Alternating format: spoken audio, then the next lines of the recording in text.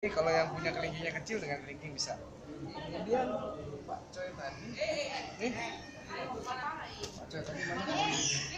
Pak Coy ini tadi yang sudah direndam, kita masukin ke rockwoolnya tadi, yang kecil-kecil tadi.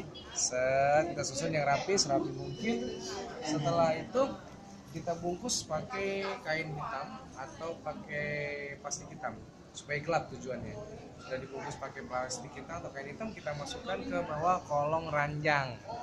Nah, tujuannya supaya gelap. Nah,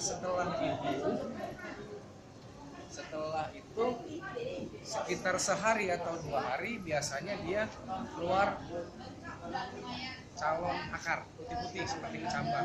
Nah, kalau dia sudah keluar calon akar, kita buka, tutup tadi ya, hitam tadi, terus kita kasih sinar matahari, dijemur. Kalau dia belum keluar kecambah, tutup lagi, biarkan dulu, tunggu sampai 2 hari, kalau belum sampai 3 hari. Biasanya sampai 3 hari dia sudah berkecambah semua.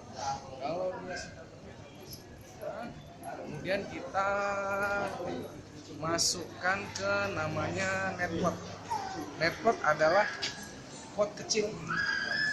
Ini netpot. Nah, kita lihat nih. Nih, netpot. Nih, kelihatan ya? Netpot adalah pot kecil yang berlubang-lubang. Yang lubang ini tujuannya adalah untuk keluarnya akar, sehingga akar bisa menyerap air, yang dimana air itu telah diberi nutrisi atau pupuk. Nah, gitu. Biarkan dia sampai membesar, sehingga seperti ini nanti jadinya. Ini kurang lebih umur 2 minggu. Nah, Panennya berapa? nah, dia panen umur 30 sampai 35 hari. Nah, ini umur 2 minggu. Ini namanya baby Pak Coy. Kalau saya baby fish. Nutrisinya? Nutrisinya, nah,